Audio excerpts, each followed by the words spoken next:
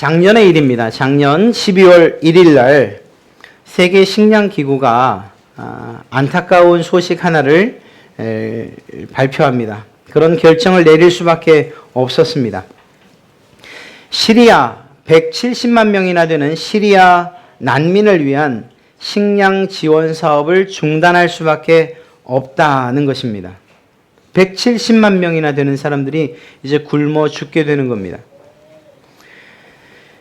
시리아 안에 있는 난민 빼고 시리아 주변 근처 국가에 흩어져 있는 총 난민 수가 320만 명이나 되고요. 그 가운데에서 170만 명을 세계 식량 기구에서 식량 지원을 해주고 있었습니다. 그래서 이들에게 식량 구매권을 제공했었는데 그것을 더 이상 제공할 수 없다는 거예요. 세계 식량 기구가 이러한 사업을 할 수 있었던 이유가 무엇이었는가? 주변에 있는 국제사회가 이러한 시리아 난민을 돕기 위해서 우리가 무엇을 할 수 있겠느냐? 그러면 이제 각 나라마다 경중은 있겠지만 분담금을 정해서 그리고 그 돈을 기부하자 이렇게 약속을 했던 것입니다. 그리고 초반에는 그게 잘 이루어졌어요. 그런데 시간이 좀 흐르다 보니 강제권이 있는 것도 아니고 안 낸다고 독촉을 하는 것도 아니다 보니 그저 흐지부지 혹은 잊어버리고 상황이 안 돼서 이렇게 자기가 내기로 했던 기부금을 내지 못하는 일들이 생긴 겁니다. 그래서 그 재원이 이제는 바닥이 나서 더 이상 170만 명 되는 시리아 난민에게 식량 제공을 할 수 없습니다. 이런 결정을 하게 된 거죠. 이것에 대한 칼럼의 제목이 이렇게 기록되어 있습니다. 이렇게 그 제목을 썼습니다. 기부 약속을 깬 나라들, 시리아 난민 170만 굶어 죽을 위기. 기부 약속을 깬 나라, 여러분, 상호 간에 그게 누구이든지 간에 약속을 서로 하는 것은 매우 소중합니다. 그런데 이 약속이 기쁨과 즐거움 혹은 기대와 희망이 되기 위해서는 조건이 하나 있습니다. 그것이 무엇일까요? 서로 약속을 지키는 것입니다. 그 약속을 지킬 때에 그 약속의 아름다운 목표가 이루어지는 것이요. 예를 들어 볼까요? 혼인 서약, 그것도 약속이지 않습니까? 신랑 신부는 검은 머리가 진짜 파뿌리가 되면 어떻게 하려고 하여간 그렇게 이야기를 합니다. 그리고 네 대답을 하죠. 이 얼마나 아름다운 약속입니까? 잘 되지는 않는 일이지만 동업이요? 친구 간에 혹은 가족 간에 동업을 한다? 친지 간에? 동업이 잘 되기만 한다면 아주 가치 있는 그러한 일들이 될 것입니다. 정치 공약, 그것도 약속이에요. 정치인들이 백성들을 향해서 혹은 자기의 관할 주민들을 향해서 하는 약속 말입니다. 이게 잘 지켜진다면 아마 밝고 아름답고 멋진 그런 사회가 될 것입니다. 부모와 자녀 간에, 스승과 제자 간에, 혹은 동료 간에, 혹은 직장 상사와 혹은 직장 직원들 간에 그러한 약속들. 그런데 이러한 아름답고 가치 있는 그리고 기대와 희망을 꿈꾸게 하는 약속들이라 할지라도 이것이 지켜지지 않고 깨지고 나면 그러면 오히려 하지 않은만 못한 결과를 낳는 거죠. 상호 간에 씻을 수 없는 깊은 상처를 남기게 되는 것입니다. 서로가 약속을 지키지 못해서 깨진 부부, 서로가 약속을 지키지 못해서 깨진 동업자의 관계, 뽑아줬더니 했던 공약들 모두 잊어버리고 자기 사리사욕만 채우는 그런 정치가들을 바라보면서 깊어지는 한숨들. 이게 서로 약속이 이루어지지 않을 때 이런 일들이 생긴다는 것입니다. 안타까운 것은 지금 이 시대에 나의 손해를 감수하고라도 내가 약속을 지키겠다. 반드시 지키겠다. 이렇게 신뢰감을 보이는 그런 사람들이 과연 몇이나 있는가 하는 점이에요. 물론 우리 그리스도인들은 그런 면에서 하나님뿐만이 아니라 사람들과 했던 이러한 약속들도 마음에 잘 새겨서 신실하고 성실하게 지키는 그런 여러분들이 되어야 할 것입니다. 그런데 이렇게 세상 가운데에서 믿을 만한 사람이 없어, 정말 믿을 만한 사람이 없어, 약속을 지키는 사람이 없어 라고 한탄하고 그것 때문에 낙심하지는 마시기 바랍니다. 설령 사람들은 그럴지 몰라도 여러분과 달리, 또 우리와 달리, 아니 저와 달리 한 번 하신 약속을 끝까지 신실하게 지키시는 분이 계시기 때문입니다. 바로 하나님 아버지십니다. 바로 이 하나님 아버지, 이분은 여러분과 한 약속들, 아니 성경의 많은 인물들, 그분과 관계를 맺고 있는 모든 사람들과 했던 약속들을 단 한 번도 어긴 적이 없으신, 오히려 신실하게 그 약속들을 진행해 가신 그런 분이시라는 것입니다. 어제나 오늘이 한결같으신 분이시고요. 약속의 반대편에 있는 우리들이 그 약속을 생각하든지 생각하지 못하든지 간에, 그 약속을 지키든지 그렇지 않든지 간에, 혹은 그것을 다 잊어버렸다 하더라도 하나님은 여러분과 하신 그 약속들을 잊지 않으시고 신실하게 지켜가시는 분이시라는 것입니다. 어느 만큼까지 창조주이신 예수 그리스도를 피조물에 불과한 우리를 위해서 이 땅 가운데 보내시고 십자가에 못 박으시기까지 그 약속을 중요하게 여기시고 또 그것을 지키셨던 분이시라는 것이죠. 바로 그 하나님께서 오늘날 저와 여러분을 향해서 하시는 그러한 복된 약속들, 이 약속들을 주셨다는 것을 믿으시길 간절히 바랍니다. 만약에 우리가 하나님이 주신 이러한 복의 약속들을, 그리고 그 복을 받아서 누리지 못한다. 내가 예수님을 믿으면서도 복되다는 생각을 해본 적이 없어. 행복하다는 생각을 해본 적이 없어. 혹은 내가 정말 예수님을 믿어서 얻는 유익이 뭐지? 이런 생각을 하신다면, 그렇다면 그것은 둘 가운데 문제가 있는데 분명한 건 하나님의 문제는 아니에요. 이유가 뭐죠? 앞서 말씀드린 것처럼 하나님은 단 한 번도 그 약속을 어기신 적이 없어요. 그 상대가 누구이든지 간에, 그것이 선한 약속이든지 아니면 저주에 가까운 약속이든지, 하나님이 하셨던 모든 약속들을 1.1억도 변함없이 다 지키셨습니다. 문제는 우리에게 있는 것이라고 하겠죠? 하나님의 약속을 믿지 못하는 거예요. 하나님이 주시마 하신 그 복과 은혜를 받아 누리지 못했다. 내가 예수님을 믿는데도 행복하지 못하다. 이렇다면 내가 정말 하나님을 믿고 있는 것, 하나님이 하신 약속들을 믿고 있는 건 맞나? 이렇게 한번 우리를 돌이켜 볼 필요가 있다라는 것입니다. 문제는 그 많은 약속들, 그 복의 약속들을 믿지 못하기 때문에, 그래서 우리가 받지 못하는 경우가 대부분이라는 것이죠.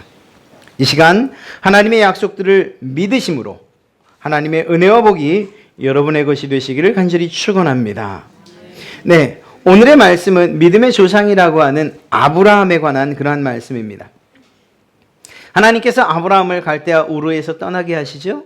그리고 나서 그가 그 명령에 순종해서 옵니다. 가나안 땅으로 옵니다. 그런데 그 가나안 땅에서 점점 아래로 내려가고, 그러다가 기근이 들자 어디까지 내려갑니까? 애굽, 이집트까지 내려가요. 가나안 팔레스틴 지역에서 이집트까지 이사를 간 거예요. 굶어 죽지 않으려고 말입니다. 자, 그런데 그렇게 애굽으로 갔다가 거기에서 여기 이 길이 아니구나. 하나님께서 내게 주신 땅이 이곳 이집트가 아니었지, 가나안 땅이었지, 이 생각을 돌이키고 다시금 가나안 땅으로 다시 올라와요. 이때 생긴 일입니다.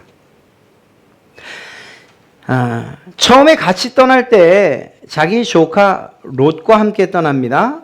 그때는 빈손이었는지 모르겠어요. 그런데 그들이 애굽까지, 즉 이집트까지 내려왔다가 다시 가나안으로 들어갔을 때에는 나름 아브라함도 롯도 재산이 좀 됐어요. 거느리는 가축도 좀 많아졌어요. 종들도 생겼어요.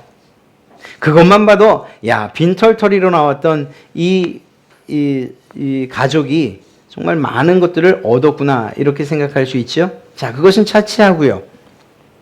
어찌됐거나 큰 무리가 된 두 집안이 생기고 만 것입니다. 삼촌, 조카. 그런데 이 두 집안이 이제는 다투는 일들이 생겨요. 사는 지역이 좁다 보니까 내 그 종들끼리 서로 좋은 곳에서 양을 먹이겠다고, 서로 좋은 물을 먹이겠다고 다투는 일들이 생깁니다. 그래서 아브라함이 결정을 하죠. 자, 이제 우리가 헤어져야 될 때인가 보다 결정을 하고 어떤 방법을 취합니까? 롯을 부릅니다. 그래서 이렇게 이야기합니다. 사랑하는 조카, 내가 너와 이제는 헤어져야 될 때가 됐는데 네가 먼저 네가 갈 곳을 선택해라. 네가 봐서 이쪽이 좋으면 이쪽을 선택하고 또 이쪽이 좋으면 이쪽을 선택해라.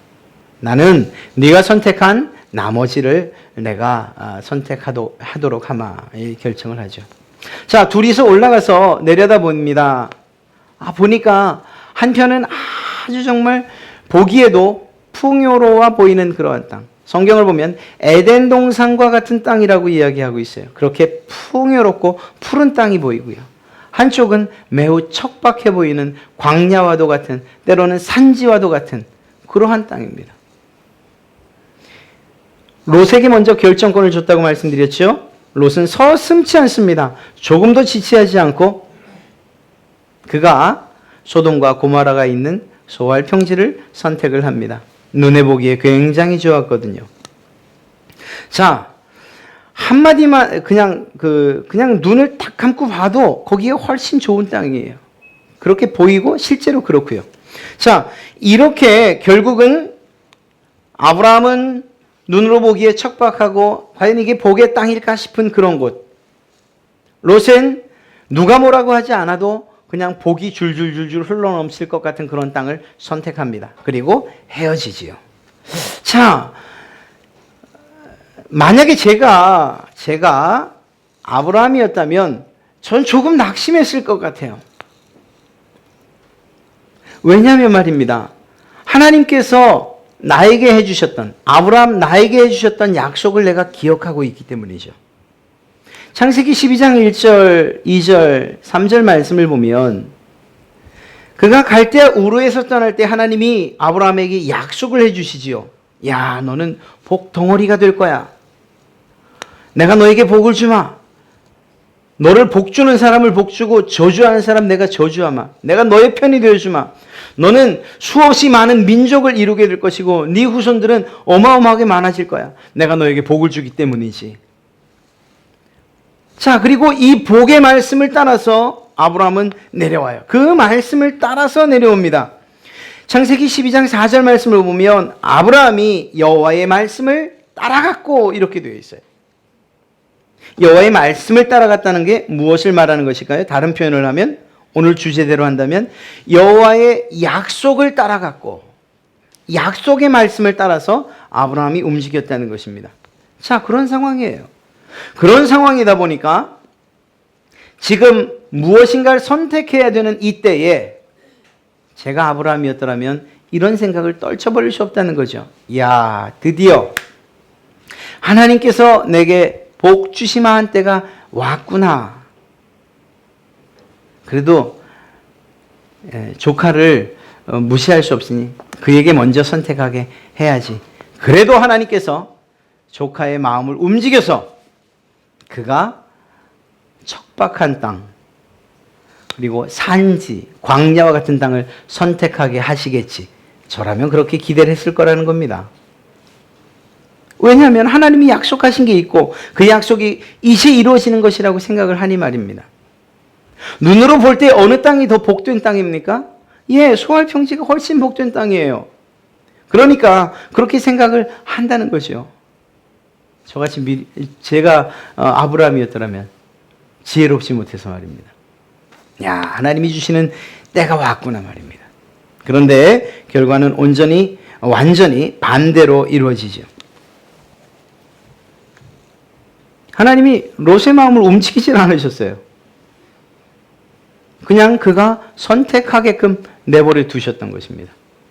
그래서 그는 에덴 동산과 같은 땅을 조카 롯에게 양보할 수밖에 없었습니다.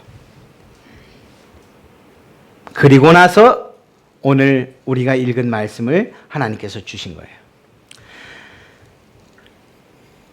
아브라함이 낙심했다는 표현은 없습니다. 아브라함이 속상했다는 표현도 없습니다.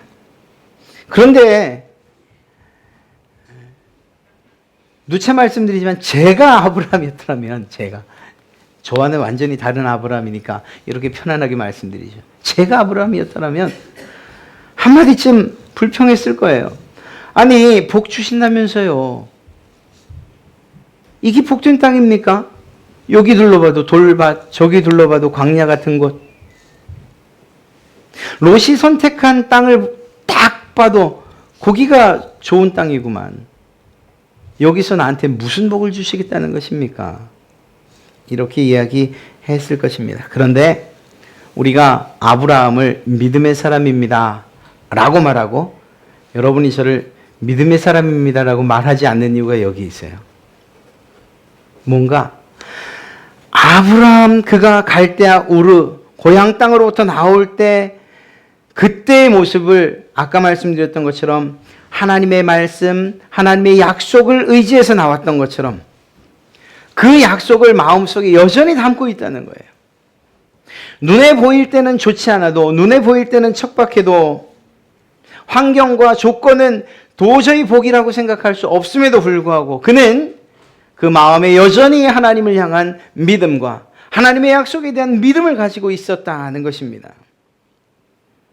여전한 기쁨으로 하나님의 약속을 믿었다는 것을 우리가 알 수 있어요. 어떻게 알 수 있냐고요? 예, 성경을 가만히 읽다 보면 알 수 있어요. 아브라함이 이러한 결정 그리고 그 이후에 했던 행동을 보면 알 수 있습니다. 그가 무슨 일을 합니까? 하나님 앞에 제단을 쌓고 예배를 해요.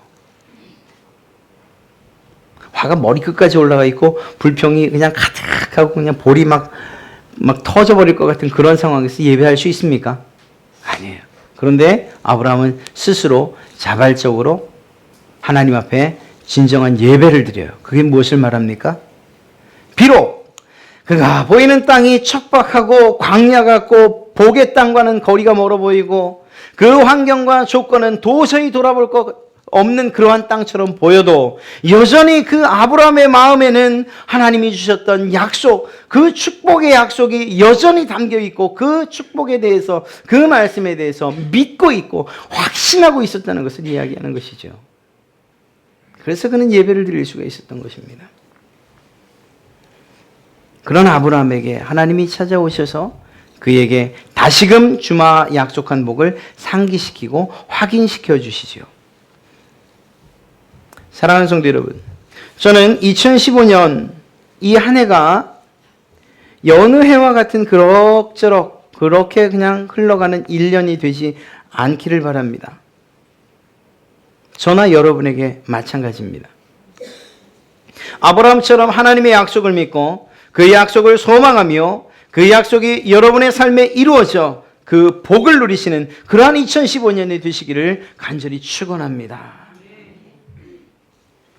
아브라함에게 되새겨 주신 축복의 그 말씀을 다른 누구의 것이 아니라 나의 것으로, 여러분의 것으로 삼는, 그래서 그 하나님의 약속을 소망하는 그러한 모든 성도들 되시기를 다시 한번 간절히 축원합니다.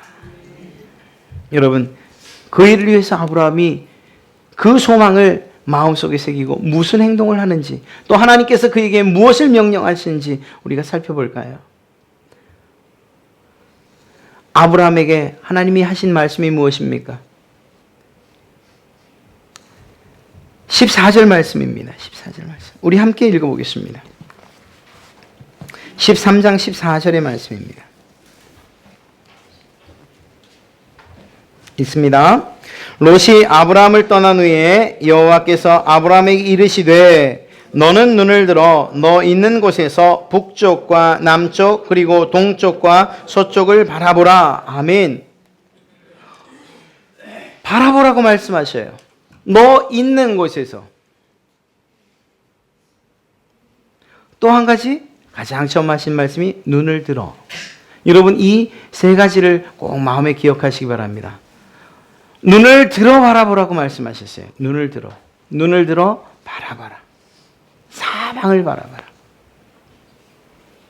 아브라함이 바라봤을 때 뭐가 보였겠습니까? 거친 땅들밖에 안 보이죠. 그거는 바로 코앞을 봤을 때, 그냥 가까이 봤을 때, 그때의 이야기입니다. 멀리 바라보면 그곳이 어느 곳까지, 그 경계선이 어느 곳까지 갈지 알지 못하는 그러한 거리 아닙니까? 그렇게 먼 곳을 바라보라고. 눈을 들어 바라보라고 말씀하십니다. 그리고 무엇이라고요? 너의 선 곳에서. 이 말이 무슨 말입니까? 네가 서 있는 땅이 중요하다는 게 아니에요. 지금 처하고 있는 환경이나 조건이 중요하다는 게 아니에요. 내가 너에게 복을 주마 약속했을 때 그 약속은 너희가 가지고 있는 모든 조건들을 초월하는 것이라고 말씀하시는 것입니다. 경기가 안 좋아요. 하나님께서 그 경기가 좋지 않은 것에 막혀서 여러분에게 복을 주실 수 없는 하나님이라면 우리가 그 하나님을 믿어야 됩니까? 하나님께서 정말 정치 상황도 안 좋고 세계 경기가 얼어붙었다.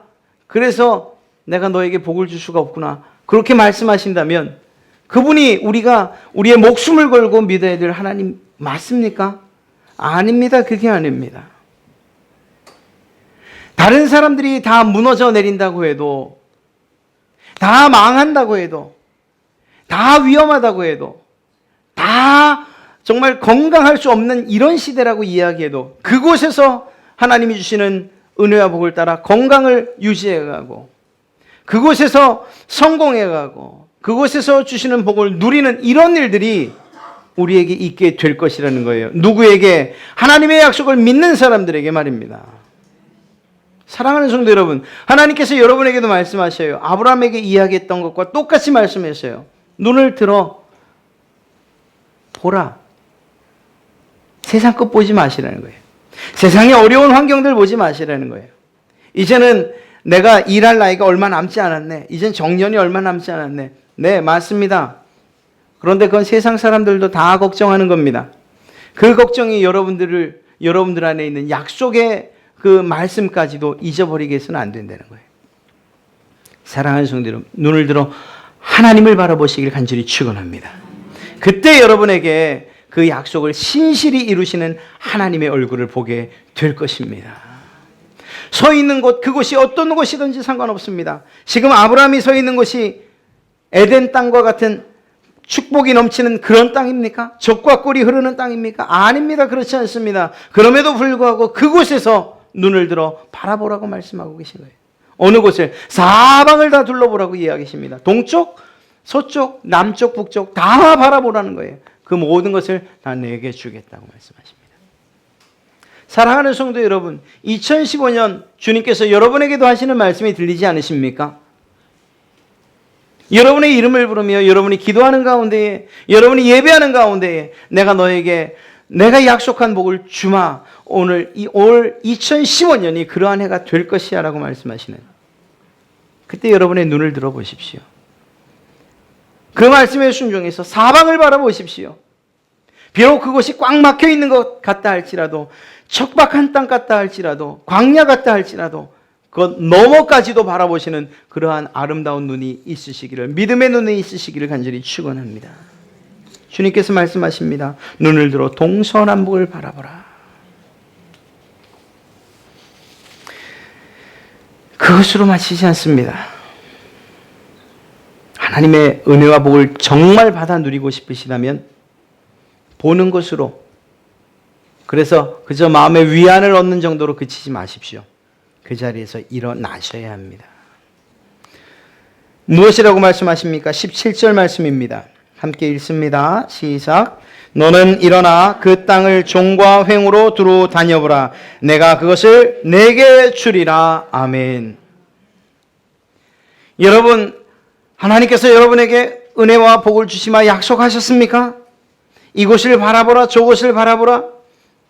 너의 사업의 비전에 대해서 꿈을 꾸어라.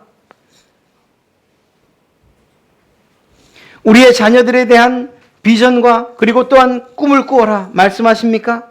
그래서 그 꿈을 꾸셨습니까? 그러면 오늘 두 번째 명령하시는 이 명령에도 순종하시기를 바랍니다. 무엇이라고 말씀하십니까? 일어나 직접 다니라는 거예요. 네가 밟는 모든 땅을 주시겠다고 약속하신 거예요.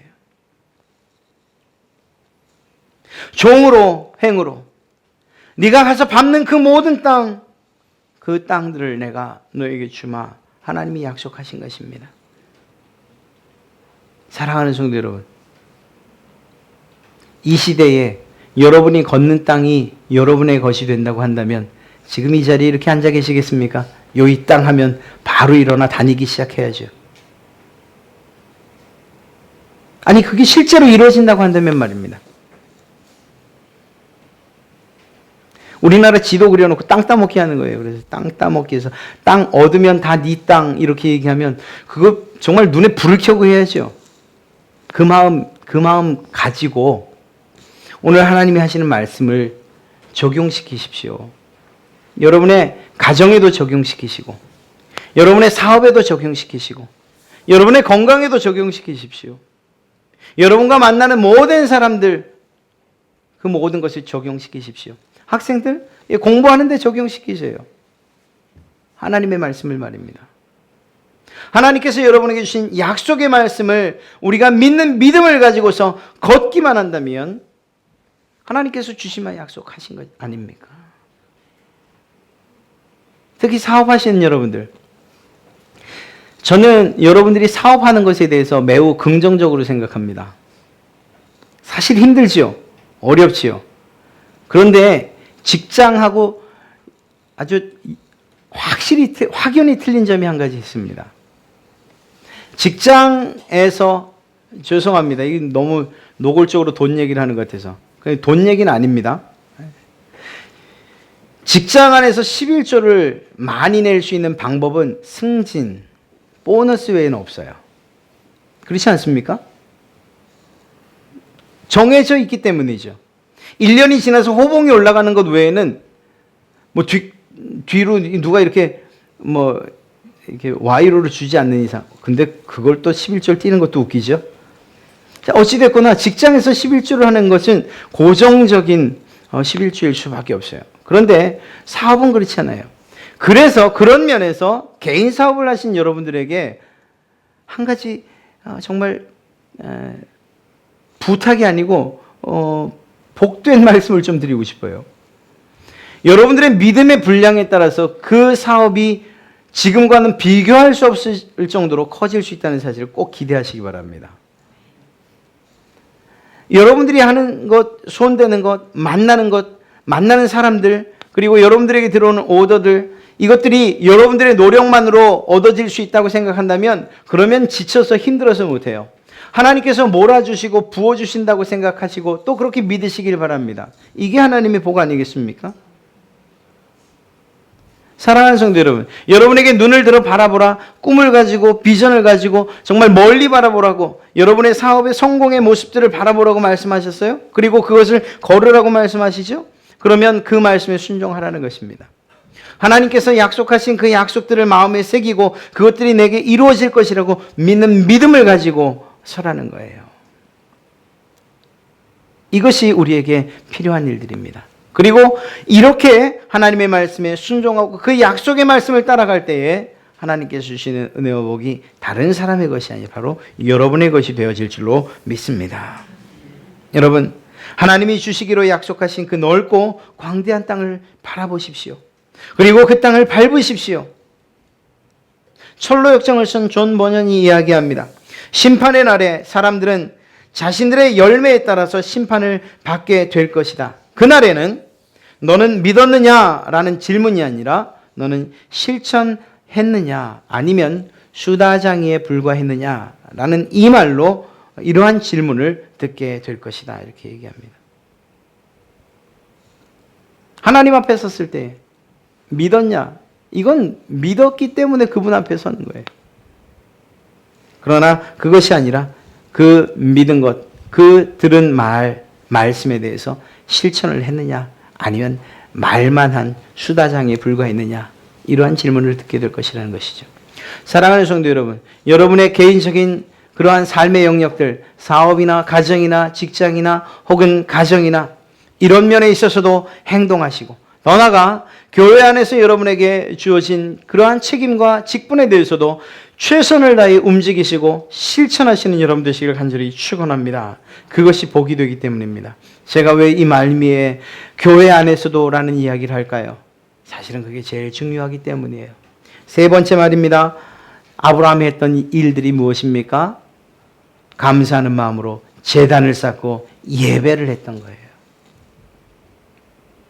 사실 분명하게 이야기한다면 앞서 말씀드린 하나님께서 약속하셨던 그 복들, 그것을 신실하게 믿었던 아브라함이 있지만, 그리고 그 아브라함의 믿음을 우리가 존중하고 본받고 싶어 하지만 더 중요한 것은 무엇인가 하면요, 내가 받는 복이 아니라 하나님과 아브라함 사이에 있었던 이 뜨거운 깊은 관계를 우리는 더 담고 싶은 거예요. 가는 곳마다 예배드리던 아브라함, 가는 곳마다 제단을 쌓던 아브라함의 모습, 잘못했을 때 하나님 앞에서 무릎을 꿇고 회개하며 또 하나님의 주신 그 말씀들을 조금도 의심치 않고, 심지어는 자기의 아들까지라도 정말 칼로 각을 떠서 드리기를 주저하지 않았던 그 아브라함의 믿음 말입니다. 이 믿음이 무엇으로부터 왔을까요? 하나님과의 뜨거운 사랑, 그 깊은 관계로부터 왔던 것이요. 사랑하는 성도 여러분, 오히려 오늘의 말씀을 더 정확하게 여러분에게 말씀드리려고 한다면, 오늘 이 예배드리는, 이 제단을 쌓는 일이 우리의 삶 가운데 먼저 있어야 됩니다. 그때에 어쩌면 우리 가운데 하나님이 은혜를 부어주시고 복을 부어주시는 거예요. 사랑하는 성도 여러분, 아브라함이 여호와를 위하여 단을 쌓았다는 이 말씀이 여러분의 삶이 되시기를 간절히 축원합니다. 이것이 가장 중요한 일입니다. 가장 중요한 일. 여러분이 가는 곳마다 단을 쌓는 것, 그곳이 가정이든, 그곳이 직장이든, 그곳이 사업장이든 말입니다. 예배하는 삶이 중요한 거예요. 제가 이제 준비를 하고 있는 게 하나 있습니다. 이건 모든 성도들이 다 참여를 하셔야 될 거예요. 여러분들이 저한테 이 질문을 하지 말았으면 하는 게 한 가지 있어요. 목사님들 가정 예배 드려요? 그러면 제가 할 말이 없어요. 사실 못 드리거든요. 그러면서 어떻게 가정 예배를 드리라는 말이에요? 제가 그래서 가정 예배 드리라는 얘기 잘 안 하잖아요. 그런데 그걸 할 수 있는, 예배는 아니지만 이렇게 하나님의 말씀을 중심으로 살 수 있는 그런 프로그램을 하나 좀 도입을 하려고 합니다. 다른 거 없어요. 그냥 주어진 하루분의 성경을 읽는 거예요. 그냥 읽는 거예요. 성경을 가지고 읽는 게 아니고 그냥 월간지처럼 나온 책자가 하나 있어요. 그 책을 이제 전 교인이 구입을 하시게 될 거예요. 그때는 아직 정하지 않았지만, 그러면 혼자시든지 아니면 가족이 있으면 가족끼리든지 돌려 읽고, 그리고 한 절 나누고 기도하고 끝나는 거예요. 그냥 설교 없어요. 그냥 읽으시면 돼요. 성경을. 제가 잘 준비하겠습니다. 이것을 통해서 여러분이 어느 곳에 계시든지 간에, 가정에 계시든지 아니면 직장이시든지 간에 그 말씀을 읽는 것을 통해서 예배하시는 여러분 되시기 바랍니다. 하나님과의 관계를 온전히 하세요. 하나님과의 관계를 가장 귀한 것으로 여기세요. 그러면 하나님께서 여러분을 책임지시는 것은 당연한 일입니다. 어린 꼬마아이가 아빠의 마음을 움직여서 나름 귀한 장난감을 얻어내는 것, 그 아이에만 해당되는 건 아니에요. 그건 바로 우리의 이야기예요. 우리가 하나님을 향한 신뢰를 보이고, 그리고 그분의 말씀에 대한 믿음을 가지고 있고, 또 그분을 나의 아버지로 생각하며 그분과의 뜨거운 사랑의 교제를 갖는다면 하나님께서 여러분을 책임지신다는 것은 당연한 일이라는 것입니다. 아브라함이 마지막에 했던 이 일이 가장 중요한 것입니다. 감사한 마음으로 하나님 앞에 제단을 쌓는 것, 예배하는 것, 이건 말입니다. 예배가 우리의 희망 아니고 무엇이겠습니까? 예배가 우리의 능력이 아니고 무엇이 우리의 능력이란 말입니까? 예배가 여러분의 기쁨이 아니라면 무엇이 여러분에게 기쁨이 되겠냐는 것입니다. 사랑하는 여러분, 예배가 귀찮아지는 그러한 때가 온다면 그건 우리의 신앙이 이제는 끝났다. 물론 다시 회복되어야 되는 그러한 순간이 왔다는 것을 의미하는 것입니다. 예배가 지겨워진다면 말입니다. 이사를 해도 예배드리는 이유가 여기 있지 않습니까? 개업을 해도 예배드리는 이유가 거기 있잖아요. 무엇을 해도 예배드리는 그것이 우리의 삶 아닙니까? 이유가 뭐예요? 예배드리면 하나님이 복 주시고 예배 안 하면? 아니에요. 예배가 무엇을 의미하는 것이냐? 하나님과의 깊은 사랑의 교제를 의미하는 것이고 하나님께 올려드리는 감사를 표현하는 것이고 더 나아가 하나님께서 주신 은혜와 복을 받는 시간이기 때문이라는 것이죠. 사랑하는 성도 여러분, 야곱을 보세요. 얼마나 처량하게 쫓겨다닙니까? 그런데 그가 그 쫓겨가는 가운데에 뭘 하지요? 자기가 베고 있던 그 돌베개 그걸 일으켜 세워서 결국은 그 자리에 단을 쌓고 예배하잖아요.